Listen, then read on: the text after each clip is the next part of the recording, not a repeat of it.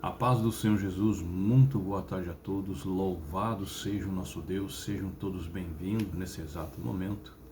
Eu quero falar sobre as consequências do pecado, amém? As consequências sociais do pecado, amém?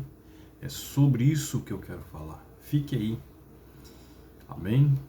Pega a sua Bíblia, vamos estudar Gênesis capítulo 1, verso 28 e Gênesis 2, também 18. Nós vemos que quando Deus criou a humanidade, Ele queria o quê? Uma sociedade. E não essa sociedade que nós estamos vendo atribulada. Não uma sociedade que tem se revoltado contra o Criador. Não uma sociedade que não aceita as regras de Deus, e muito menos os mandamentos, e muito menos a sua doutrina. Sim ou não? Quando ele disse que não era para comer dos frutos que estavam no jardim, o que Eva fez? Ela o que? Transgrediu. Ela o que? Pecou. Ela o que? Afrontou a Deus. Se levantou contra Deus. Deu ouvido à voz de quem? Da serpente. Então, aquela comunidade e aquela sociedade que Deus tinha nos seus planos e no seu coração, ali foi totalmente destruída. Porque não se submeteram, não se voltaram, mas afrontaram a Deus, afrontaram ao Senhor, não quiseram ouvir Ele de jeito nenhum. Se achavam dono. Mas no capítulo 1, verso 28 de Gênesis, ele diz assim na sua palavra, o Senhor Jesus: Deus os abençoou e lhes disse: frutificai e multiplicai-vos, enchei a terra e sujeitai, dominai sobre os peixes do mar, sobre todas as aves do céu e sobre todos os animais que se arrastam sobre a terra. Ele fala da bênção e fala do homem e fala dos filhos estimados. Gênesis 9, verso 1, diz assim: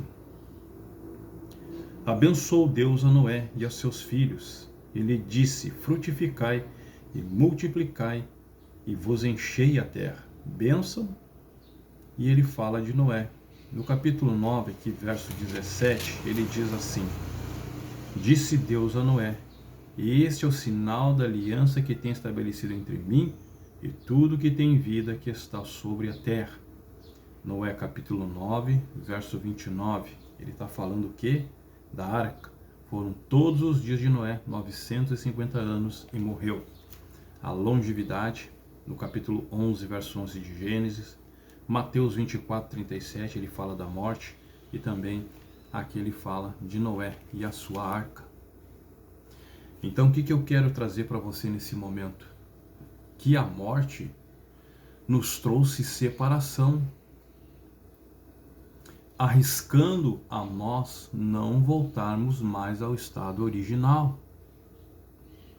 Mas o que adianta eu viver 70, 80, 90, 101, 102, se eu não aceitei, se eu não me submeti, se eu não me voltei para Deus? Então, nós temos que ter discernimento. Nós temos que nos voltar para o Senhor. Nós temos que servir segundo é a palavra que Ele nos ordena. Não é o que eu quero, não é o que você quer, é o que Deus quer nesse momento. O problema de muito é aceitar Jesus. O problema de muito é andar de verdade com Jesus. O problema de muito é ter o caráter do Senhor. O problema de muito é aceitar o que Ele deixou para nós, que foi o mandamento, as regras. Será que vale a pena eu ser desobediente? Será que vale a pena eu ser um cabeça dura, teimoso, ignorante, um revoltado? A Bíblia diz que a revolta é como feitiçaria. Então, quando eles pecaram, eles perderam o quê? Tudo o que eles tinham direito. E o que Deus fala na sua palavra? Que o homem o quê?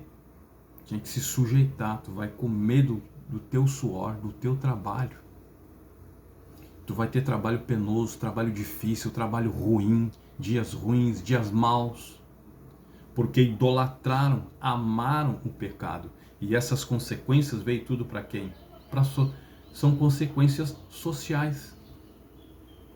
São consequências sociais que está ali envolvida em várias áreas e em várias situações. Talvez nesse momento onde você mora, essa pessoa nunca estudou, não tem um prato de comida para colocar essa hora, não tem uma vestimenta, ela danificou as suas faculdades mentais, seu conhecimento se foi, porque ela nunca estudou, nunca procurou ir para a sala de aula, nunca procurou exercer, aprender, a se aprofundar, a conhecer, a examinar. Por quê? Porque ela achava que a vida que ela estava levando estava de bom tamanho. Não, hoje eu sou nova, eu tenho tudo, eu tenho isso, eu tenho aquilo. Mas e quando tu envelhecer? Quantos nós encontramos que nunca estudaram? Nunca leram? Nunca se esforçaram? Nunca foram atrás? Mas se deixaram levar pelo embalo dos outros. Ficaram sem estudo, sem conhecimento, sem informação. E aí não tem como alcançar agora na sua velhice um salário digno para se sustentar. Então, as consequências sociais do pecado são os nossos problemas nos dias de hoje. Daquilo que os nossos pais lá atrás fizeram. Desobedecendo ao pai, ignorando a voz do pai, teimando com o pai.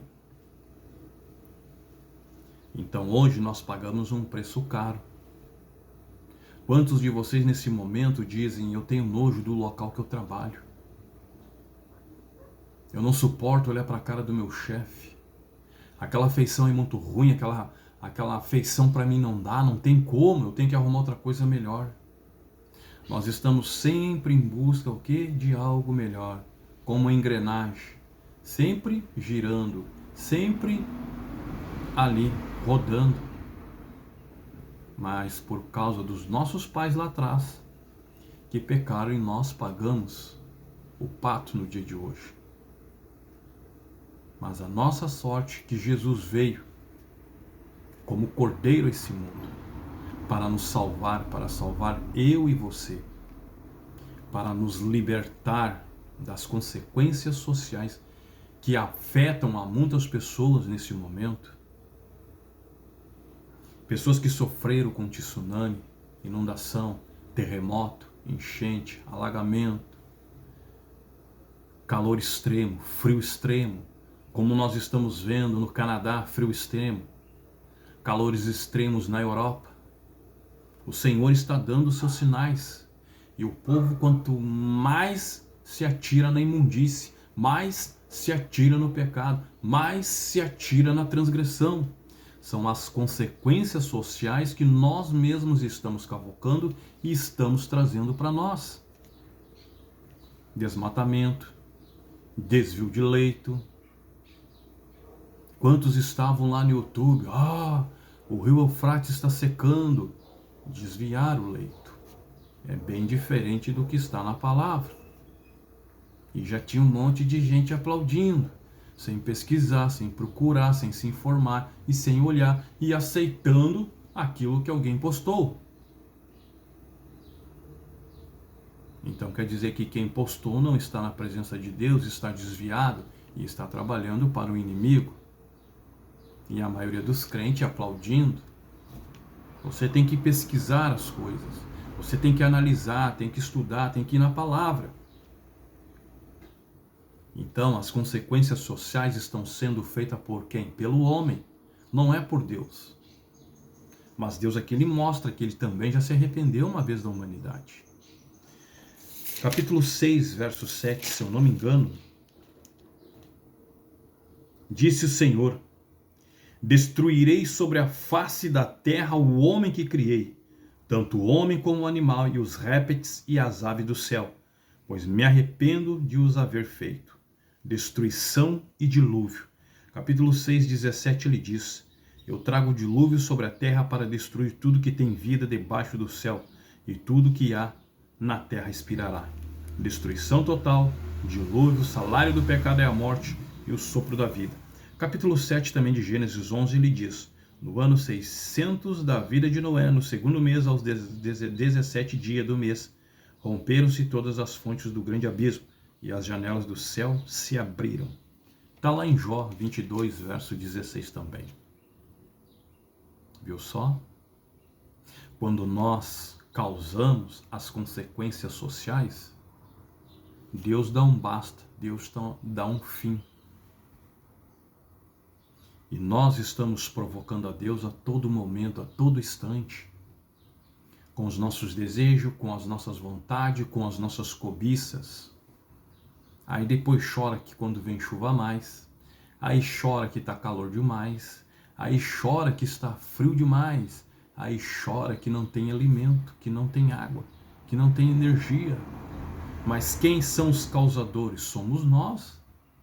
As consequências sociais do pecado, elas são causadas por nós, que negamos, que não queremos e que não queremos nos submeter a Deus, mas queremos fazer a nossa vontade. Por isso que há tormento, há transtorno, por isso que muitos estão numa depressão profunda, por isso que estão numa vida sentimental arrasada e vários fatores. Então as consequências sociais do pecado são causadas por nós e não por Deus. Gênesis 2,18 ele diz assim: disse o Senhor Deus, não é bom que o homem esteja só, farei para ele uma ajudadora que lhe corresponda. Aqui ele está falando também de uma morte espiritual. Amém? Louvado seja o nosso Deus. Mas o que é essa morte espiritual? No livro de Provérbios, capítulo 8, Provérbios 8:36, ele diz assim, Provérbios 8:36, a honra e a glória dada ao nosso Deus, amém? Provérbios 8:36, o Senhor Jesus diz assim na sua palavra: o que, porém, não consegue me encontrar faz mal à sua própria alma. Todos que me odeiam amam o quê? A morte. Ele fala do que? Do pecado. O salário do pecado é a morte. É a morte o quê? Espiritual. Procure capítulo 18, verso 20 e também 11, verso 3. Ele diz: o que, porém, não consegue me encontrar faz mal à sua própria alma. Todos que me odeiam amam o quê? A morte. Mas como assim? Como eu amo a morte? Porque tu faz tudo ao contrário. Vive na orgia, vive na imundície, ama o pecado, é idólatra, não está nem aí com as questões sociais do teu próximo, o povo que se vire, eles que vão se virar, entende? As consequências sociais do pecado são causadas por nós, por aqueles que estão lá em cima no primeiro escalão. O homem deixou Deus para ser dominado pelo próprio homem. O homem adora ser mandado por outro homem. Ele deixou de andar com Deus para viver debaixo da mão do próprio homem. Quantos de vocês são humilhados pelos chefes dentro da empresa? Quantas vocês são humilhadas e coagidas pelos chefes de vocês dentro da empresa? São as consequências. São as consequências do pecado que nós plantamos todos os dias. E não queremos reconhecer. Não queremos a ajuda de Deus. Não queremos que Deus se envolva. Deixa Deus para lá que aqui tá bom. Por isso paga um preço. E por isso que ele diz que aqueles que não aceitam o Senhor, eles amam o quê? O pecado. O pecado é o pai deles. E se o pecado é o pai deles, quem é o pai deles? Satanás. Vai um ligando ao outro. É só parar e pensar e refletir. Mas para aí, como assim? Tu tá na mão dele. Tu é uma marionete. Uma Maria vai com as outras. O fulano fez, eu também vou fazer. Não faça. Se converta. Arrependa-se enquanto é tempo. Curve-se a Deus nesse dia de hoje. Peça perdão e misericórdia para Deus enquanto há tempo. Volte-se para Deus nesse dia. Amém? Para a gente encerrar Gênesis 10, verso 8 e 9. Ele diz: Cuxi também gerou a Nimrod, que começou a ser poderoso que na terra. Ele foi poderoso caçador diante da face do Senhor, pelo que se diz como Nimrod, poderoso caçador diante do Senhor. Homens poderosos, 1 Samuel 14, 52, Nimrod, 1 Crônicas 1, verso 10, e Caçadores 21, verso 20. O que Nimrod fez? Construiu o quê? A Torre de Babel, a primeira Babilônia. O que eu quero com Deus? O que eu quero saber de Deus? Ele queria o quê? Era dominar o mundo. Então, quando o homem entregou a Satanás, a sua autoridade a Satanás, o que aconteceu? Caiu por terra. Caiu por terra. Acabou o quê? Caindo por terra. A autoridade do homem. Ele entregou a Satanás a sua autoridade. E agora ele passa a ser dominado pelo próprio homem. Se torna escravo em todos os sentidos, em todas as áreas. Então, quando eu não amo a Deus, não ando com Deus, eu estou andando com o príncipe desse mundo. Eu estou me sujeitando a ele, eu estou me submetendo a ele, porque eu acho que as coisas dele são melhor do que as coisas de Deus. Então, por isso, as consequências vêm, as consequências sociais em todas as áreas. Nada funciona 100% nesse mundo. Aí você vai dizer que a segurança está mal, o hospital está mal, a educação está mal, e por aí vai, por causa das consequências que foram plantadas por nós mesmos. Fomos nós que escolhemos o que nós queríamos. A palavra do Senhor diz no seu Antigo Testamento: Eis que ponho diante de você a bênção e a maldição. Escolhe hoje. Qual delas você quer? A bênção ou a maldição? Cabe a cada um de nós. O que nós estamos aceitando? O que nós estamos querendo, afinal, nesse dia? Amém? Louvado seja o nosso Deus, no capítulo 11, verso 1 e 6. Ele diz assim: Ora, a terra toda tinha uma só língua e uma só maneira de falar. Verso 2. Partindo eles do Oriente, acharam uma planície na terra de Sinear e habitaram ali. Verso 3. Disseram uns aos outros: Vinde e façamos tijolo e queimemo-los. Bem, os tijolos lhes serviram de pedra, o betume de cal. Verso 4. Então disseram: Vinde, edifiquemo para nós uma cidade, uma torre, cujo cume toque no céu, e tornemos famoso o nome, para que não sejamos espalhados sobre a face de toda a terra. Verso 5. O Senhor, porém, desceu para ver a cidade e a torre que os filhos dos homens edificavam. Verso 6. Disse o Senhor: o povo é um e todos têm uma só língua. Começam a construir a torre. Agora não haverá restrição para tudo que eles intentarem fazer. Verso 7. Vinde, desçamos e confundamos ali a língua, para que não entendam mais um ao outro. Poder de Deus sobrenatural.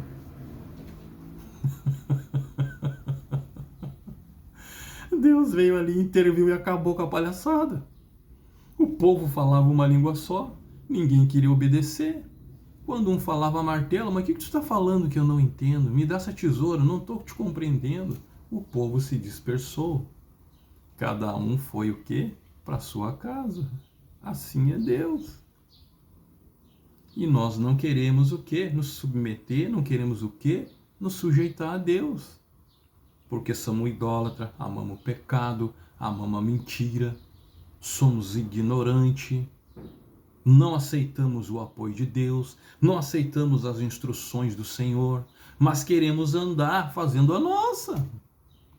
Ah, sabadão, hoje tá legal, vou ficar em casa aí, tomar uns latão, vou tomar ali, comer uma carne, vou dormir, tá tudo certo. Só que não. São consequências que tu não enxerga no mundo espiritual. O que teu inimigo está causando e o que ele está te trazendo durante a semana, o problema. Você consegue me entender? Para a gente encerrar, então, nós vamos no livro de Lucas, no Novo Testamento. Lucas capítulo 22, do verso 24. Lucas 22, do verso 24 ao 26. A honra e a glória dada ao nosso Senhor. Do verso 24 ao 26 ele diz assim: houve também entre eles uma forte discussão sobre qual deles parecia ser o maior. Verso 25, disse-lhe Jesus: os reis dos gentios dominam sobre eles, e os que exercem autoridade sobre eles são chamados benfeitores. Verso 26, mas vós não sereis assim, pelo contrário. O maior entre vós será como o menor, e quem governa seja como quem serve. Se sujeito. Tu tem que se sujeitar. Tu tem que se submeter. Tu é o maior, mas tu tem que ser o menor ao mesmo tempo. Ah, mas eu sou o presidente, vai ter que se submeter ao teu povo. Ah, mas eu sou o governador, vai ter que se submeter ao teu povo. Tu vai ter que pensar, tu vai ter que olhar, tu vai ter que entender o que ele está passando, o que ele está sentindo. Você que é senador, deputado estadual, federal, vereador, quem quer que seja, uma autoridade, ele tem que se submeter como menor. E não como arrogante, eu mando aqui, eu faço e aconteço, aqui nesse lugar quem manda sou eu. Tu é pó, tu é cinza, igual a mim. Nós não somos nada, título não vai salvar ninguém. Não adianta chegar lá no céu com o título agarrado, eu era o presidente dos Estados Unidos, e Deus vai dizer, e daí? Nem sei quem tu é, nem sei de onde tu veio. Eu sou fulano. Não. Jesus só vai dizer, amarra esses daí como palha e lança no abismo. Está aqui, ó, em Lucas. Procura. Examina as escrituras. Examina ela. Você tem que partir para a Bíblia, ler, examinar, andar na palavra do Senhor. Então ele fala do verso 24 da autoexaltação, da ambição mundana, da imperfeição humana. Ele fala também da supremacia do Senhor Jesus no verso 25. O 26 ele fala da verdadeira grandeza e da humildade, Romanos 11, verso 20. E fala dos ministros, Atos 20, verso 24. Eu sou bispo, eu sou apóstolo, eu sou presbítero, eu sou Beltrano fulano.